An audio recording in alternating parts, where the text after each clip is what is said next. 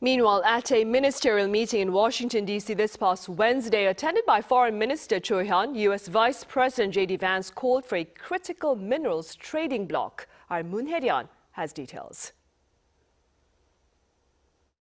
The United States has formally moved to rally allies into a new trade bloc aimed at reshaping global supply chains for critical minerals, resources essential to defense systems and advanced industries, and has invited South Korea to take part. The initiative was unveiled on Wednesday at a ministerial-level meeting in Washington, where U.S. Vice President JD Vance announced plans to establish what he called a critical minerals trading bloc, designed to diversify supply chains and reduce over-reliance on any single country. Vance said that while much attention is paid to the digital and high-tech economy, growth ultimately depends on tangible resources. There's no realer thing than critical minerals. And I think a lot of us have learned the hard way, in some ways, over the last year, how much our economies depend on these critical minerals. At the core of the proposal is a preferential trade zone for allies and partners, featuring price floors for critical minerals.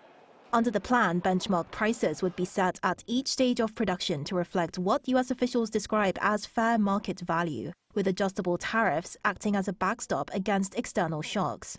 The meeting was attended by South Korea's Foreign Minister Hyun alongside officials from Australia, India, and Japan.